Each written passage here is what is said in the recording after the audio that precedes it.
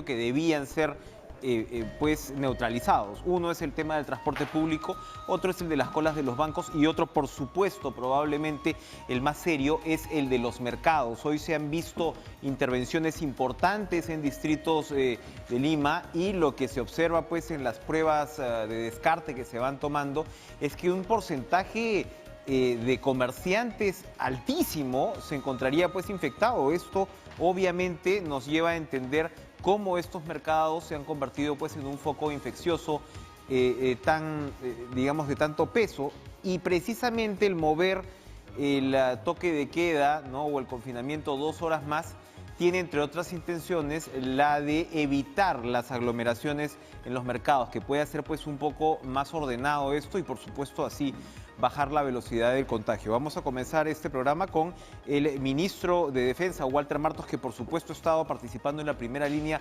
de estos operativos, para que nos cuente pues un poco cómo se van desarrollando y qué podríamos ir esperando tras estas desinfecciones en los más grandes centros de abastos de la capital. Ministro, gracias por estar con nosotros. Muy buenas noches. Enrique, buenas noches. Un gusto siempre hablar con usted. Lo mismo digo, cuéntenos por favor, ahora han tenido pues intervenciones en mercados, como decía, importantes, en San Martín de Porres, han estado en Ciudad de Dios, y allí pues se han hallado nada menos que 120 contagiados.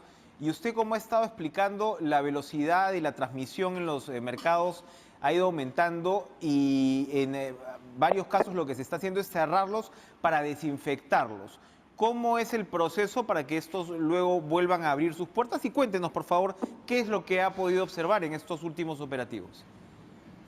Sí, como usted lo decía, Enrique, estamos tratando de frenar la velocidad de contagio para de esa manera ir, lo que se dice, aplanando un poco la curva, aún que en esta semana se están activando algunas actividades económicas y eso significa mayor movimiento tanto de personas como de tránsito. Y como usted lo mencionaba, hay 3 puntos importantes que se tienen que controlar, que son los puntos donde hay mayor congregación de personas. Uno es el transporte público, otros son los bancos y otros son los mercados, ¿no?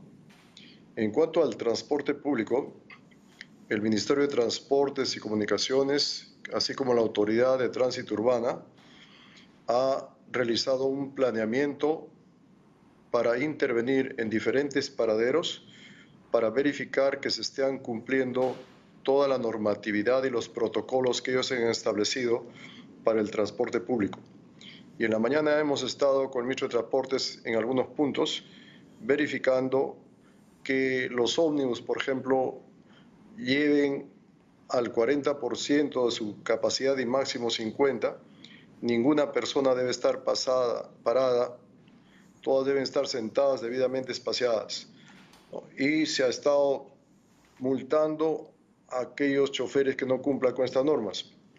El otro aspecto de los bancos, además de controlar de que existe el espaciamiento adecuado, la distancia social adecuada de persona a persona, de 1,50 m, 2 metros, la ministra de Economía y Finanzas ha conversado con los gerentes de la banca para ver la factibilidad de que el horario de atención al público se extienda a fin de evitar la aglomeración en los bancos. En los últimos días se estaban atendiendo de 9 a 2 de la tarde. Ahora se han comprometido en atender desde las 9 de la mañana hasta las 5 de la tarde. Es por ello que se tomó la decisión en el Consejo de Ministros, y lo anunció el presidente, de la ampliación o la restricción un poco menor del toque de queda. Antes era a las 18 horas y se lo amplió hasta las 20 horas, a partir de las 20 horas, de 20 horas hasta las 4 de la mañana. En el tema de los mercados, que es los puntos donde hemos visto que hay mayor cantidad de contagiados, tenemos un programa de intervención en una primera fase de 36 mercados y en una segunda fase de 386 mercados. A nivel nacional existen más de 2.000 mercados. Y esta priorización lo ha hecho el Ministerio de Agricultura con el Ministerio de Producción, haciendo el estudio de la afluencia y de los principales mercados a nivel nacional. El día de hoy hemos intervenido el mercado de Ciudad de Dios en San Juan de Miraflores y el mercado de Condevilla en San Martín de Porres. El procedimiento que se está empleando es el siguiente. Este es un trabajo multisectorial. El planeamiento se lo ha hecho entre el Ministerio de Agricultura, el Ministerio de Producción, el Ministerio de Salud, las Fuerzas Armadas y la Policía Nacional. Nosotros vamos y a todo el personal que expenden o trabajan expendiendo víveres y otros productos en los mercados, se hace un muestreo y se les toma la prueba rápida. Una vez que se ha tomado la prueba rápida, a las personas que salen positivo, o se la aísla en su vivienda o se lo lleva a la vía panamericana. A las personas que se la aíslan en su vivienda, si ellos lo necesitan, se les deja víveres tanto frescos como secos para 15 días, para no solamente inmovilizar a la persona que está positiva, sino también a toda su familia, porque muy probablemente esté contagiada. Y hay un equipo de seguimiento que le hace un seguimiento telefónico de su evolución médica y un sostenimiento psicológico. También hay un equipo de vigilancia que patrulla periódicamente para verificar que estén en su casa. Una vez que se ha hecho este trabajo con los infectados, el Ministerio de Agricultura procede a cerrar el mercado de ser necesario. El día de hoy se cerraron los 2 mercados de Ciudad de Dios y Condevilla. Una vez cerrado, al día siguiente se procede a una fumigación y después de la fumigación, en coordinación con los alcaldes, el Ministerio de Producción conduce la implementación de una serie de protocolos para que cuando se abra el mercado se haga con todas las medidas de salud pública. ¿Protocolos qué quiere decir, ministro? ¿Aforo, controles en la entrada? Así es. El protocolo tiene varios factores, entre ellos, por ejemplo, es el control del aforo, o sea, que solamente hay una entrada y una salida. Y en esta entrada y salida haya personal de fiscalización y personal de la Fuerza del Orden controlando cuántas personas deben entrar a la vez de cuántas personas salen. Tiene una comunicación la gente que controla la entrada y la salida. Marcar el sentido por dónde debe transitar las personas. Por ejemplo, algunos mercados tienen los pasajes muy estrechos. Entonces, para que no se crucen las personas, van en un solo sentido por un pasaje y regresan en el sentido contrario por el otro. O sea, hay una señalización del sentido de tránsito, dónde deben pararse las personas. Debe instalarse en la entrada del mercado un punto de agua para que se lave las personas la mano con jabón y al salir también un punto para que se pueda lavar las manos con agua y jabón.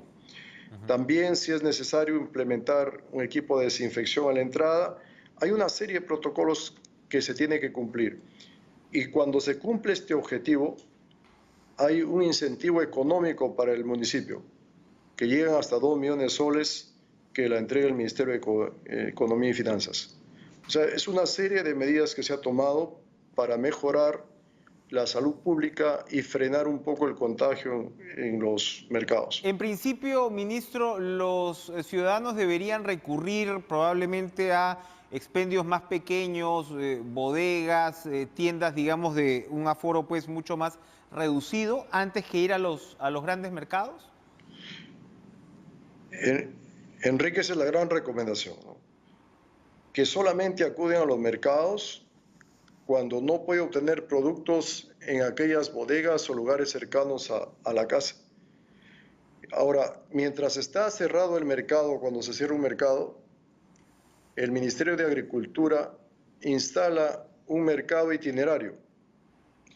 Este mercado itinerario es el que tiene ya un protocolo establecido de distancias, de medidas sanitarias, etcétera, para evitar los contagios a las personas. Ese debería ser, ministro, el modelo a seguir, porque efectivamente hemos visto las imágenes de estos mercados itinerantes y es decir, el manejo de los mismos productos, la distancia como usted está señalando. En todos estos mercados itinerantes lo que vemos son no solamente toma de temperatura, sino puntos para poder lavarse las manos. Es decir, es un esquema bastante ordenado y que parece además bastante sencillo y está en contraposición pues con el caos en el que muchas veces están nuestros grandes mercados, ¿no? Claro, la idea, Enrique, es ir formando en base a una nueva estructura y distribución y desplazamiento de los mercados, una nueva cultura de comprar en toda nuestra población, que mantenga la distancia social, que tenga el cuidado de lavar las manos, en el manejo del dinero, en la distancia que debe mantener con la persona que expende los alimentos o artículos, la desinfección de los artículos cuando llega a la casa, o sea, toda una cultura que debemos aprender para convivir con el coronavirus hasta que salga la vacuna. Así es.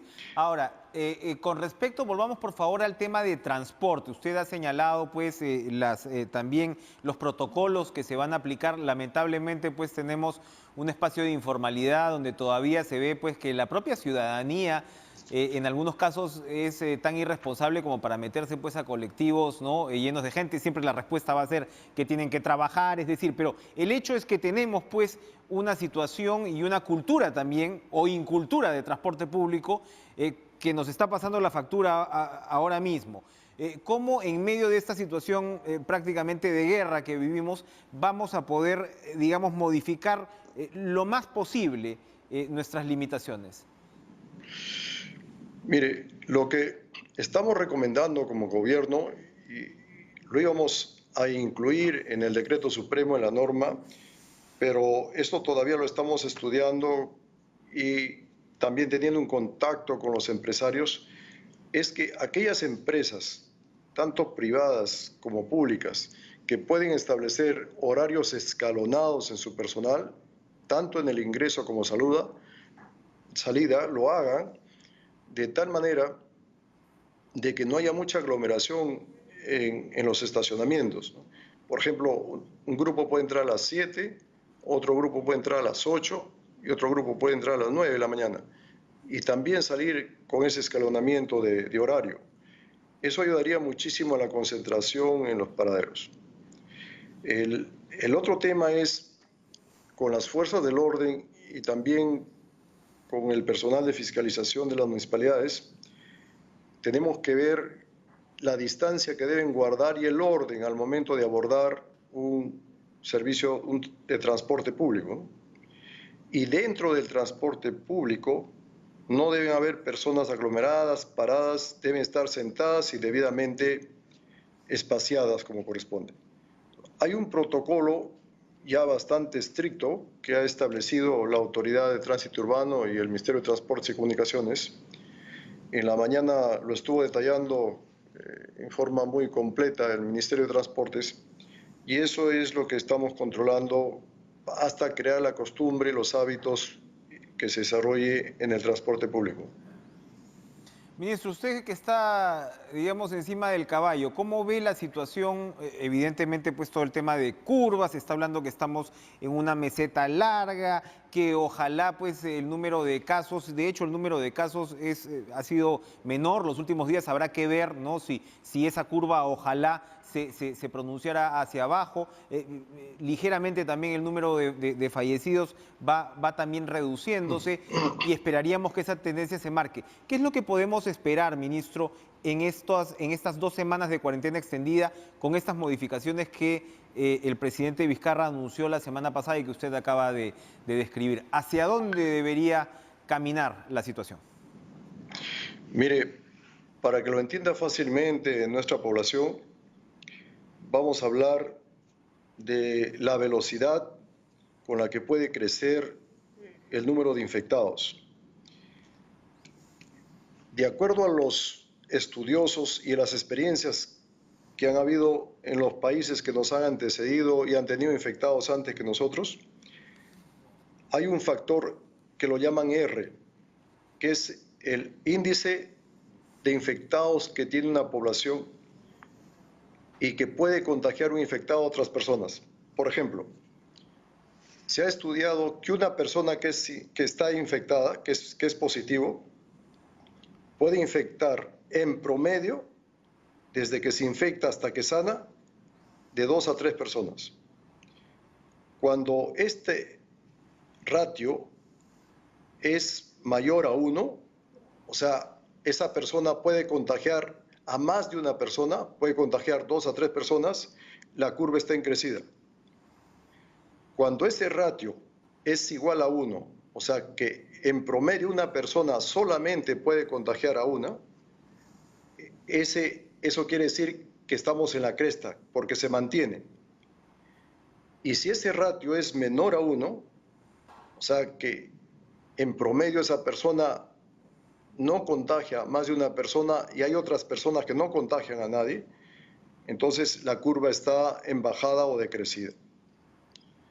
Lo que nos interesa es que ese ratio R sea igual a 1 o menor a 1, porque si es igual a 1 ya se va a mantener el número de contagiados y si va a ser menor a 1 va a comenzar a decrecer el número de contagiados. Nosotros en este momento todavía estamos en crecida. Este ratio está entre 1.3 y 1.4, o sea que es mayor a 1. Es por eso que diariamente vemos que está creciendo aún el número de infectados y también está creciendo el número de fallecidos. La meta que tenemos es por lo menos llegar a que este ratio sea igual a 1. Por eso que estamos operando en aquellos lugares de mayor aglomeración, transporte público, bancos, mercados, para tratar de frenar la velocidad de contagio. Ministro, Estamos tratando que en estas 2 semanas lleguemos por lo menos a este ratio igual a 1 y de ser posible con la colaboración de todo el país, de todas las personas, tratemos de bajar a que sea menor que 1. Para terminar, precisamente, hablando de la colaboración de las personas, nosotros en el noticiero hacemos enlaces en vivo. Hoy comenzaba en San Juan del Lurigancho el nuevo toque de queda o el nuevo horario y veíamos que había tiendas que insistían en permanecer abiertas ya siendo las 8 de la noche. La pregunta y la invocación que le pido para finalizar es, ¿dónde estamos teniendo mayores problemas para que los peruanos y las peruanas entiendan la responsabilidad que ellos tienen para poder precisamente detener esta situación y bajar, en otras palabras, el famoso R? Mira, Enrique, justamente en el distrito que tú mencionas, es uno de los distritos donde está creciendo más rápidamente la velocidad de contagio. Ahora, hay varias pandemias a nivel nacional. Hay algunas regiones donde recién está empezando la pandemia, en otros que está en la mitad y en otros que está muy acelerada. San Juan del Lurigancho es una de las zonas que está empezando a acelerarse tremendamente justamente por la falta de colaboración y la falta de conciencia de muchas personas. No bastan a que salga el ejército, la policía. Somos una cantidad de 150.000 en efectivos, pero para 32 millones de personas, si la persona no colabora y no toma conciencia, es muy difícil que salgamos de este problema solamente imponiendo la fuerza, porque este es un tema también de conciencia, de solidaridad.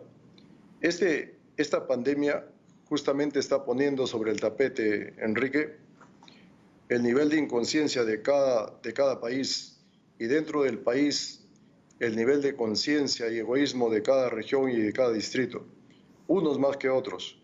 Y en aquellos distritos o regiones donde hay mayor inconsciencia, mayor egoísmo en las personas, la velocidad de contagio es muchísimo más alta. Veamos en Corea del Sur, no han necesitado sacar al ejército o la policía. El gobierno dispuso autoconfinamiento y la persona se aisló con respeto a la norma y eso ayudó muchísimo y ayudó a bajar este ratio a menor de 1. Así es. Gracias, ministro de Defensa, por acompañarnos. Gracias por esa invocación. Además, final, porque evidentemente, pues esto, como lo señala el ministro, tiene mucho que ver con la responsabilidad de la propia ciudadanía. Políticas públicas, por supuesto, el trabajo que debe hacer el Estado, pero por supuesto, la responsabilidad que le quepa a cada uno de todas maneras. Pero acá estamos hablando de distanciamiento social y de higiene, y de una conciencia con el que está pues al lado nuestro, incluso con nuestras propias familias. Vamos a ir a una pausa y regresamos a seguir conversando, esta vez con el alcalde de Lima, Jorge Muñoz.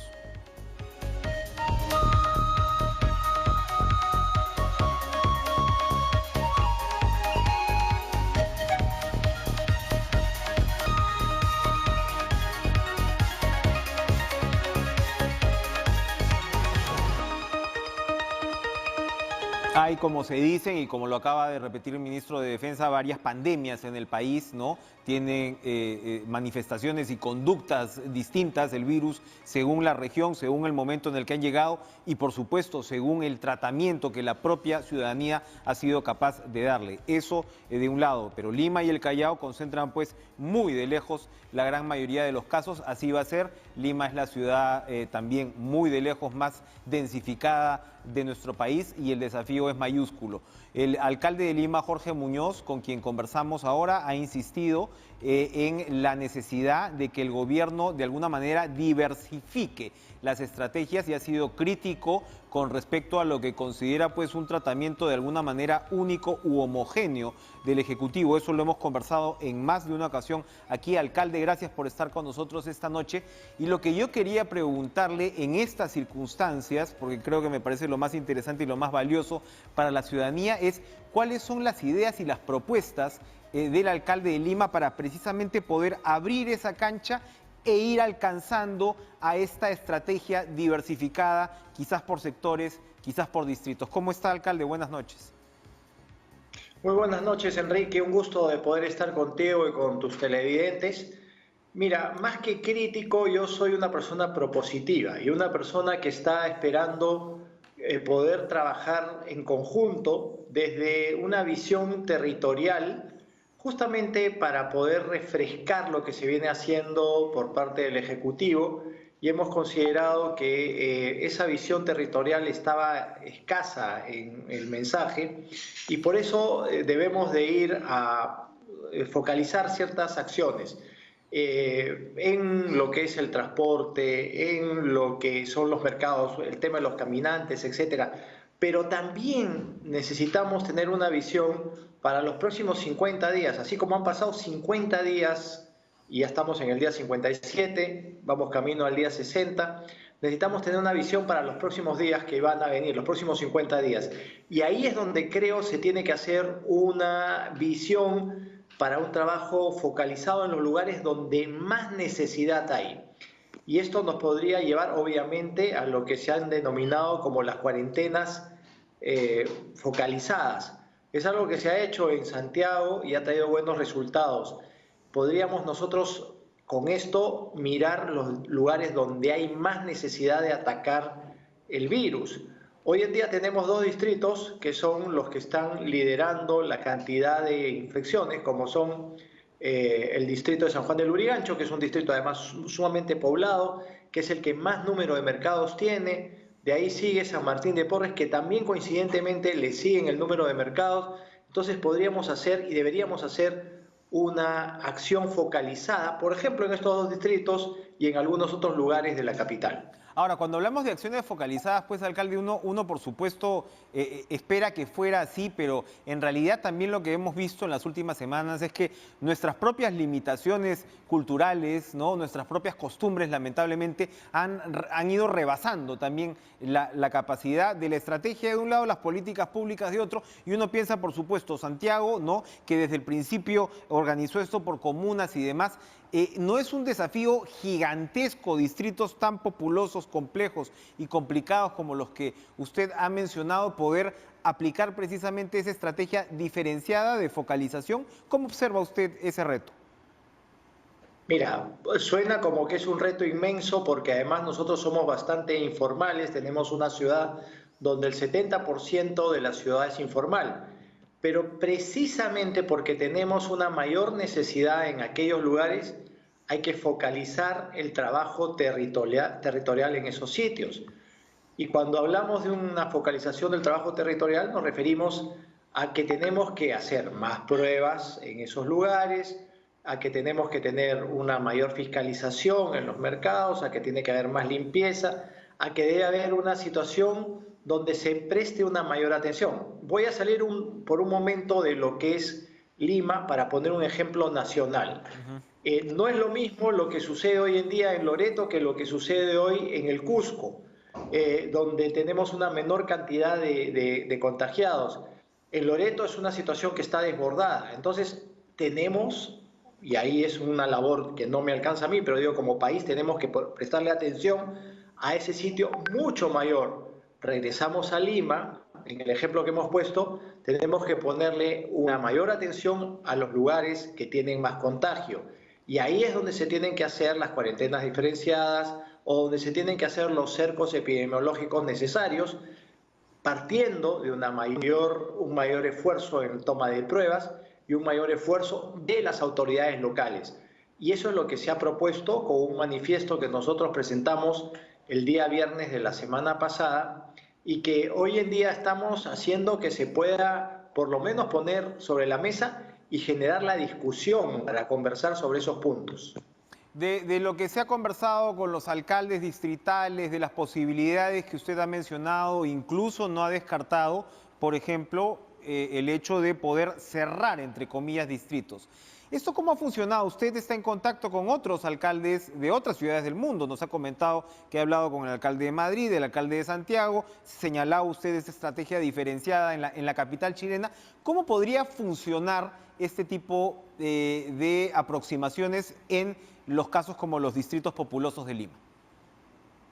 Mira, de la propuesta que yo estoy haciendo, no estoy proponiendo que haya una situación de un cierre como si fuese una suerte de un gueto y que nadie puede entrar ni nadie puede salir. Lo que estoy proponiendo es que lo que se haga en esos sitios es una mayor focalización. Por supuesto que puede haber alguna exigencia también de menos tiempo de circulación, pero fundamentalmente descubriendo quiénes son o dónde están los focos de mayor contagio. Por eso que decía hace un momento que esto tiene que traer una mayor cantidad también de pruebas.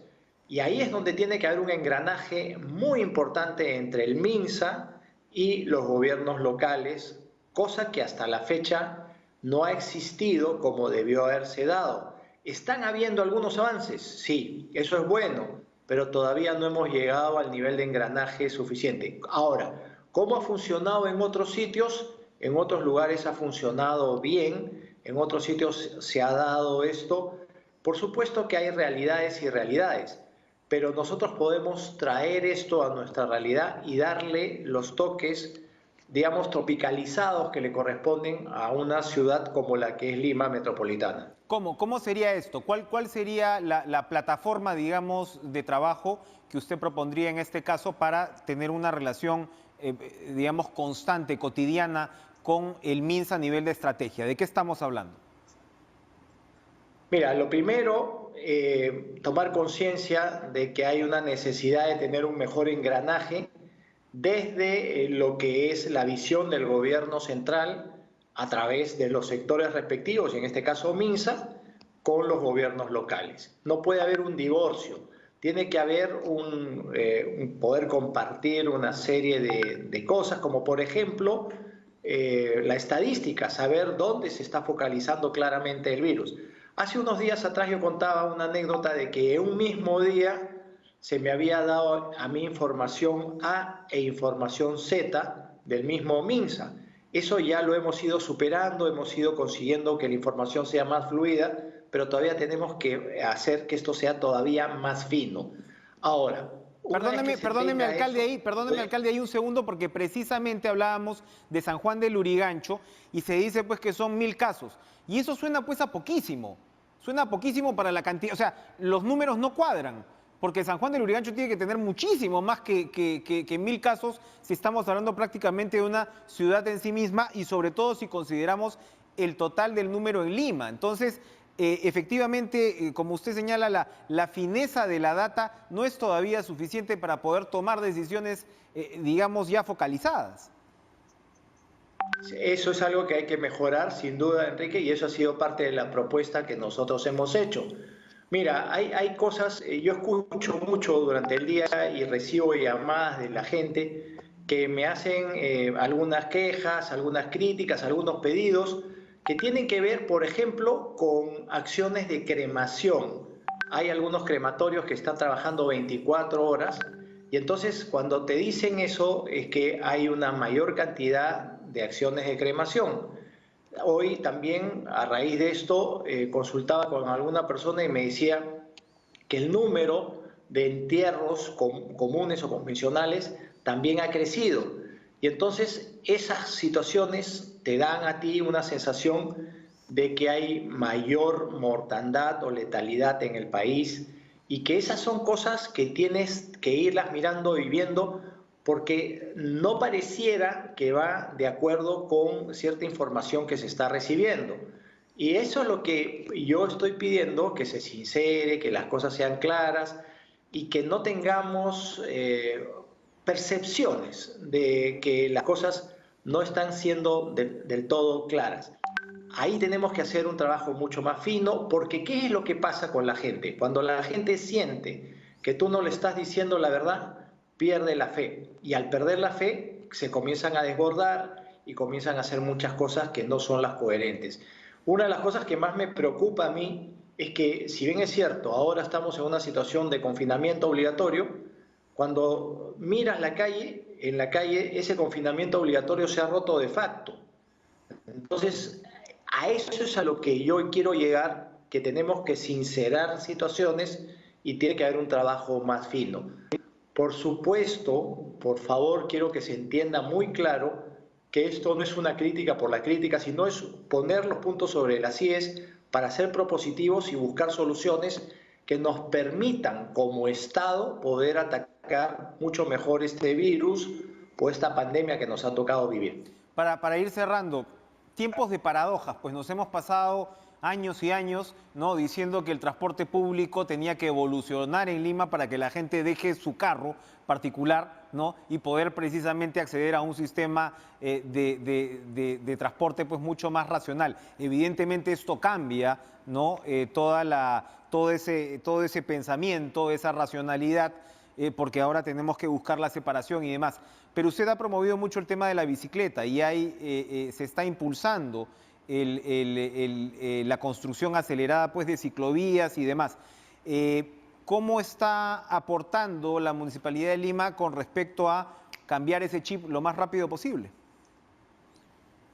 Sí, estamos ya trabajando lo que son ciclovías temporales y que va de la mano con una tendencia internacional. Hoy en día también se está haciendo eso en Bogotá. Hablaba con Claudia López, que es la alcaldesa de Bogotá, y ella me decía, a pesar de que ellos tienen un sistema mucho más desarrollado que el nuestro, me dice que ella también está haciendo ciclovías temporales, porque lo que se quiere promover allá y lo que queremos promover acá es el uso de la bicicleta como un medio alternativo, un medio que te permita a ti tener distancia social con una seguridad pues que no te vas a contagiar como podrías contagiarte cuando hay aglomeración de gente, ¿no?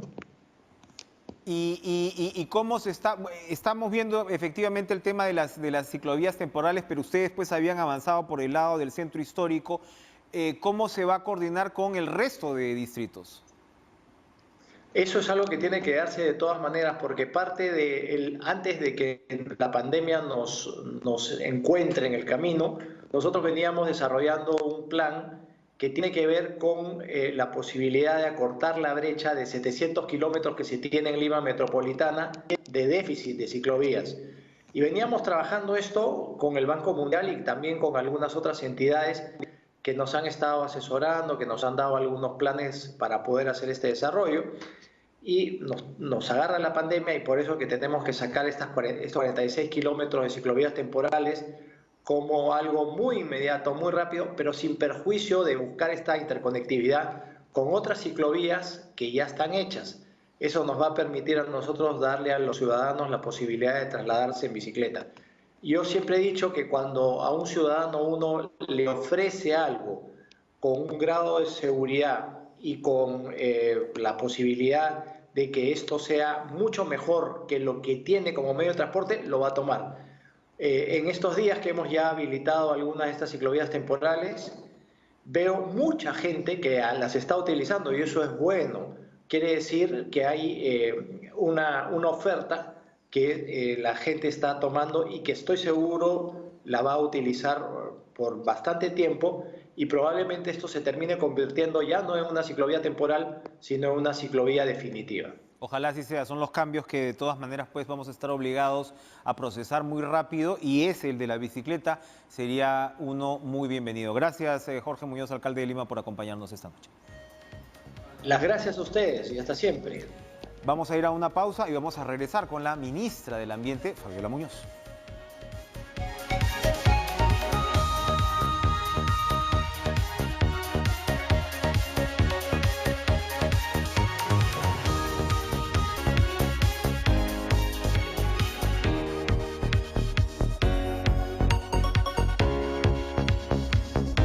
Justo ahí en la publicidad de Cara a Cara tenemos una entrevista con la ministra Fabiola Muñoz de cuando se podían hacer las entrevistas todos los días en el estudio. Hoy le damos la bienvenida a la distancia. ¿Qué tal, ministra? ¿Cómo está? Buenas noches. Gracias por estar con nosotros en Cara a Cara. Hola, Enrique. Como siempre, muchas gracias por la oportunidad. A ver, primero, antes de entrar a importantes temas sectoriales relacionados con la pandemia y sectoriales de su despacho, me refiero, quería de todas maneras una opinión suya sobre esta suerte de impasse, ¿no? Efectivamente, entre el ministro de Salud, Víctor Zamora, y parte pues del gremio de dirigentes médicos. Incluso pues el señor Maguiña se ha retirado del Consejo Consultivo, han considerado que sus declaraciones han sido poco felices, desconsideradas con los médicos que están en la primera línea de batalla, y él ha reiterado, bueno, que su cargo está a disposición del presidente, y el ministro o el primer ministro Vicente Ceballos ha señalado que no está puesta sobre la mesa la renuncia del titular de salud. ¿Qué nos puede decir de esta situación? ¿Cómo va a evolucionar? Bueno, yo que veo a Víctor Zamora día con día, el trabajo que hace y sobre todo la preocupación que muestra por la condición de los médicos, del personal, de asistentes, de todo el sistema de salud, y pelea por ver cómo podemos incrementar las condiciones y mejorar las condiciones siempre en el Consejo de Ministros. Creo que es una persona que se preocupa por su gremio. O sea, yo sí creo que es alguien que está todo el tiempo, permanentemente, pensando cómo ayudar a que esta pandemia, no solamente para los ciudadanos, termine, sea lo más corta posible, sino además cómo lograr que para el gremio de los médicos, pero también de los asistentes, de los intensivistas, para todo el conjunto se tengan las condiciones adecuadas. Yo creo que este no es el momento de retirarse de nada, creo que este es el momento de sumar esfuerzos. Creo que el decano del Colegio Médico o el vicedecano tienen mucho que aportar, y este es el momento en el que estemos más unidos que nunca. En la mayoría de los casos no podemos estar físicamente, pero creo que en este momento el Perú demanda de nosotros dejar de lado cualquiera de las diferencias que existan para concentrarnos en lo que es lo más importante en este momento, las personas. Ahora, queríamos también conocer, digamos, su mensaje ya consolidado en este punto 11 de mayo de la situación, pues, de todos los caminantes, de todos aquellos que emprendieron, pues, el camino, el peregrinaje prácticamente de retorno, con todos los riesgos que esto conlleva. Usted ha estado al frente, de alguna manera, de esa supervisión, y queríamos saber en qué punto está este inmenso operativo, si podemos calificarlo de alguna manera. Bueno, como sabemos, ¿no?, todos deberíamos de poder cumplir nuestro aislamiento social en el lugar donde nos encontramos y tratar de contribuir con eso a salir lo menos posible, que es la medida más efectiva para evitar justamente el contagio, porque el contagio se realiza a través de las personas. Somos las personas las que nos movilizamos de un lugar al otro y llevamos el virus. Sin embargo, entendemos que por diferentes razones, porque alguien se quedó varado, había venido por una cita médica y se quedó en la ciudad de Lima o en otra región, pero su lugar de residencia habitual es otro lugar, por razones de trámites administrativos, por razones de que perdieron el techo o los medios de subsistencia, pueden haber razones justificadas para que alguien realmente necesite, como lo hemos visto, con desesperación tratar de lograr regresar a su lugar. Y lo que sí tenemos que entender es que cuando uno sale a la calle, cuando uno sale a una carretera y genera una aglomeración, genera también un riesgo de salud pública. Y por esa razón tiene que intervenir el Estado y tiene que lograr que estas personas se trasladen a un lugar seguro donde les podríamos brindar alimentación y cobijo y coordinar con su gobierno regional la posibilidad de hacer este traslado de manera ordenada. Y en el caso que el gobierno regional no pudiera realizar este traslado de manera ordenada, generar las condiciones para que las personas puedan hacer un proceso de cuarentena controlada aquí hasta que estemos seguros, ¿no? Unos 14 días, hasta que estemos seguros de que realmente no están contagiados y puedan retornar de manera ordenada a su región, ordenada y segura. Y en ese proceso estamos. Sabemos que este retorno de la gente es un proceso progresivo, que ha empezado hace poco y que probablemente va a continuar en los siguientes meses, y tenemos que estar preparados como Estado, muy articulados, gobiernos locales, gobierno regional y gobierno nacional, para hacer de este proceso un proceso lo más ordenado y seguro posible para las personas. ¿Cuáles son, digamos, las rutas de retorno que todavía acumulan, pues, a muchas personas? ¿Qué es lo que queda por lograr en este viaje de vuelta, por decirlo de alguna forma? Bueno, lo que pasa es que hay mucha gente que quiere retornar a diferentes regiones, ¿no? Y lo vamos a ir viendo conforme las personas sientan que no pueden reinsertarse o que pueden estar en riesgo de perder el trabajo o ya lo han perdido y no tienen medios de subsistencia, y eso va a ir haciendo que traten de regresar. Y entonces hemos visto gente que trata de salir por Ancón hacia Chiclayo, hacia Ancash, gente que trata de salir por el centro hacia Huancavelica o San Martín, gente que quiere ir al sur para Ayacucho, ¿no? Y Cusco y otras regiones. Y lo que hemos establecido nosotros son como lugares de albergues de contención, para ahí poder recibir a estas personas, identificar las necesidades que tienen, la región a la que se van a trasladar y coordinar con sus gobiernos regionales este tema, y poder coordinar y ofrecer un traslado seguro. En ese proceso estamos. Todos los días tenemos nuevas personas que se encuentran en esta situación, y todos los días con los equipos, a quien yo además quiero agradecer enormemente, todo el equipo que además está haciendo un trabajo extraordinario por tratar de brindar condiciones lo más empáticas, humanas posibles a estas personas que entendemos que están atravesando un drama humanitario realmente, ¿no? Efectivamente, y todavía pues se van a ver los efectos en la economía, y como usted señala, a medida que la gente va perdiendo los medios para sobrevivir o el trabajo, es donde se produce precisamente este fenómeno de vuelta, ¿no? Hacia sus lugares de origen. Es realmente un tema humanitario, como usted señala. El decreto legislativo que tiene que ver con el tratamiento de residuos sólidos se ha promulgado pues en el marco de estas facultades, y hay algún tipo de controversia porque hay quienes señalan que esto no tenía que ver con la pandemia.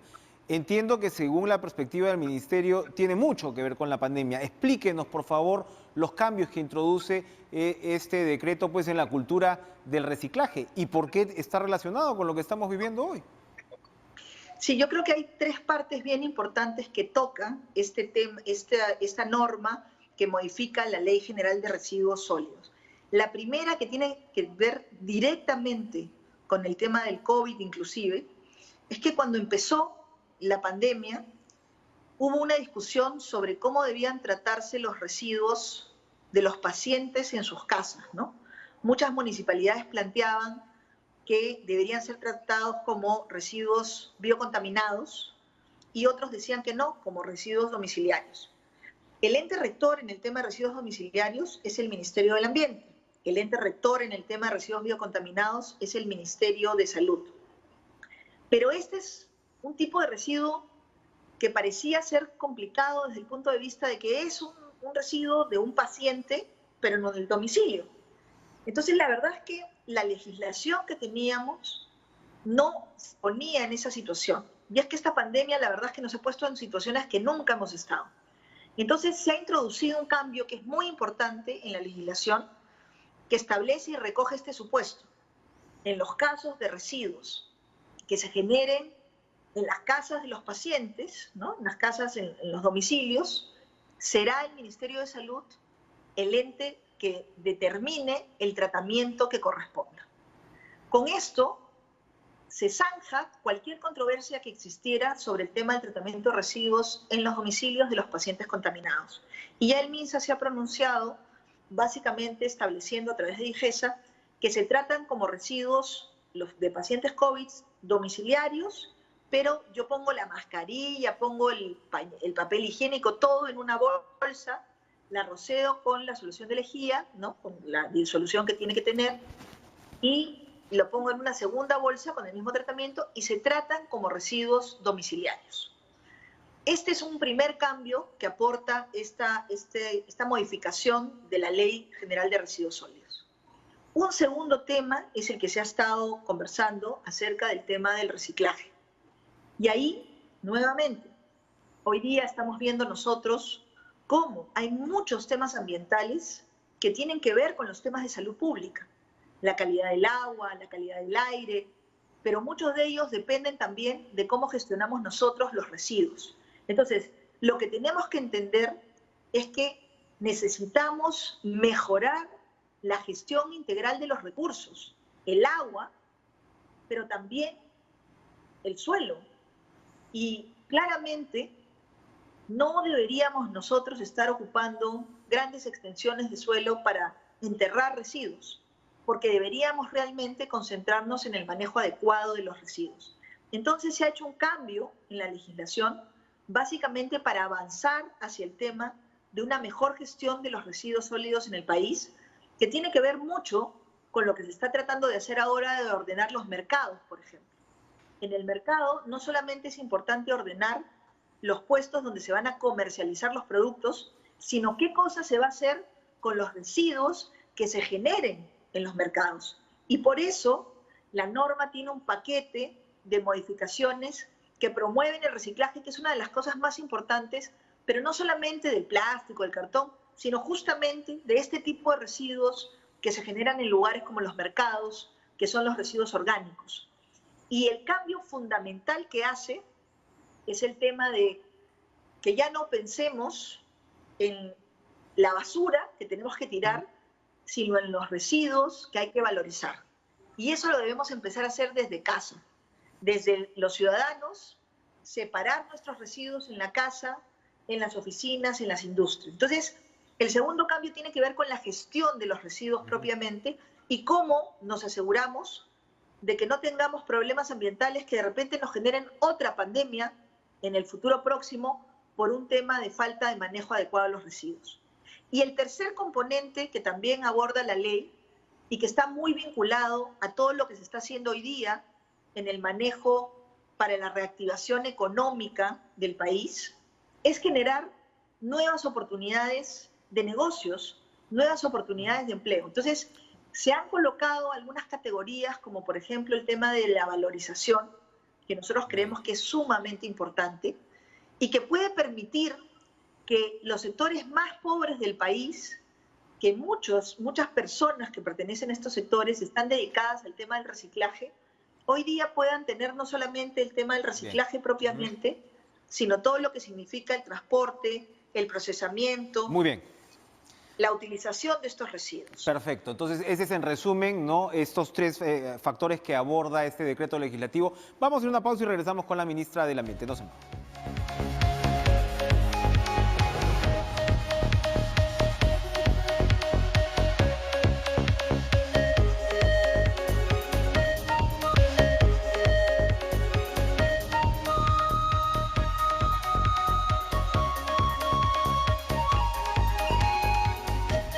Estamos con la ministra del Ambiente, Fabiola Muñoz, y nos quedan apenas 2 minutos de programa. Nos teníamos más temas porque en realidad el Ministerio del Ambiente cumple 12 años esta semana en este contexto de esta ley que usted ha calificado pues de tanta importancia. Yo conversamos fuera de cámara, Lomo de Corvina, ¿no? Con población que no tiene agua, además está construida sobre un relleno sanitario. Eso te lleva a pensar los vulnerables de los vulnerables y cómo el tema del cuidado del ambiente en este caso está íntimamente relacionado con todo lo que estamos viviendo. Yo quería aprovechar este minuto y pico que nos queda para que usted, por favor, reproduzca este mensaje, lo que estamos viendo en Loreto, lo que estamos viendo en Piura, con respecto a la responsabilidad de la ciudadanía. Usted está sobre el terreno. ¿Qué nos puede decir con lo que le toca al peruano, a la peruana de a pie? Miren, no hay sistema de salud ni esfuerzo que un Estado pueda hacer para poder enfrentar la irresponsabilidad de la gente. Entendemos que las personas tienen que salir, pero a nadie la pueden obligar a estar pegado al que está adelante o al que está atrás. Si tenemos que ir a un mercado a comprar alimento, tenemos que mantener nosotros nuestra distancia. La conducta el día de hoy es que todos actuemos como si estuviéramos contagiados y no queremos contagiar a otros. Y los otros los veamos como alguien que está contagiado y no quiero que me contagie. Por lo tanto, tengo que guardar la distancia. Tengo que utilizar la mascarilla obligatoriamente. Tengo además que lavarme las manos cada vez que pueda, después que he tocado alguna cosa o he salido. Y sobre todo, salir lo menos posible. Quedarse en casa sigue siendo hoy día la medida más efectiva. Si lo hacemos, estamos ayudando a controlar esta pandemia que ya está cobrando muchas vidas y que todavía puede seguir haciendo daño si no recapacitamos y no mejoramos nuestra propia conducta. Fabiola Muñoz, ministra del Ambiente, muchas gracias por este mensaje, muchas gracias por estar con nosotros. Efectivamente, la curva va a avanzar como avance nuestra cultura ciudadana, nuestra solidaridad, nuestro sentido de patria y de respeto al prójimo y a nosotros mismos. Tengan ustedes una excelente noche, sigan con la programación de TV Perú.